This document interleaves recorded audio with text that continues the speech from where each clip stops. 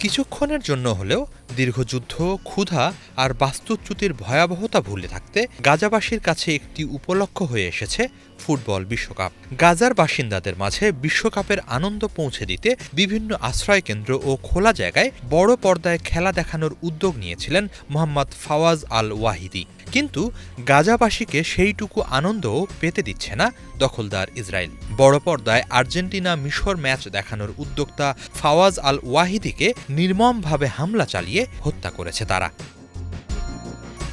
Middle East Eye, AP সহ আন্তর্জাতিক সংবাদ মাধ্যমগুলো জানাচ্ছে ৫৭ বছর বয়সী আল ওয়াহিদি গাজায় পরিচালিত মিশরীয় ত্রাণ কমিটির জনসংযোগ পরিচালক ছিলেন। যুদ্ধ শুরুর পর থেকে তিনি ত্রাণ বিতরণ, বাস্তুচ্যুত পরিবারগুলোর সহায়তা এবং শিশুদের জন্য বিভিন্ন সামাজিক আয়োজনের সঙ্গে যুক্ত ছিলেন।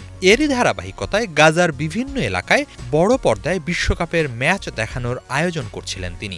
অনেক শিশুর কাছে এটিই ছিল দীর্ঘদিন পর একসঙ্গে আনন্দ উদযাপনের বিরল সুযোগ। ওয়াহিদি চেয়েছিলেন যুদ্ধের মধ্যে মানুষকে কয়েক ঘন্টার জন্য হলেও স্বাভাবিক জীবনের অনুভূতি ফিরিয়ে দিতে।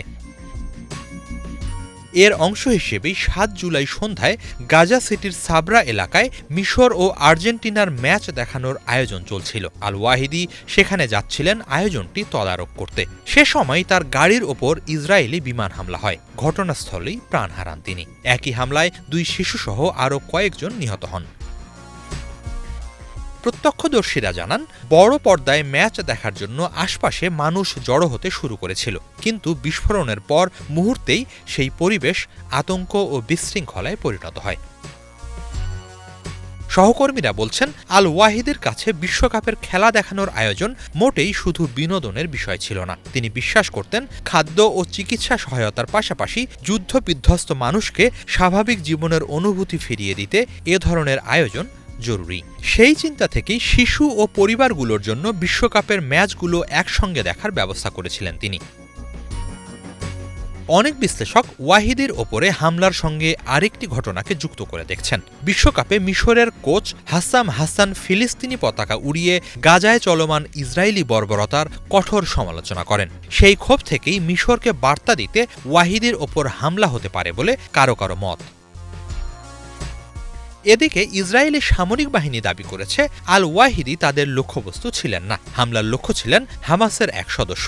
এ বিষয়ে তদন্ত চলছে। তবে স্থানীয় বাসিন্দা ও ওয়াহিদির সহকর্মীদের কাছে এই ব্যাখ্যা মোটেই গ্রহণযোগ্য নয়। সংবাদ মাধ্যম হারেস জানিয়েছে, এই হামলার বিষয়ে মিশর কড়া প্রতিবাদ জানিয়েছে এবং এর ব্যাখ্যা চেয়েছে।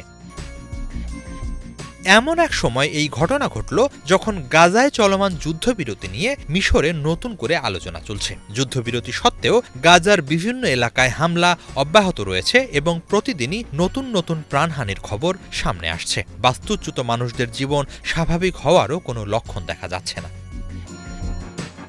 হিজল জোবায়ের, বাংলা ভিশন।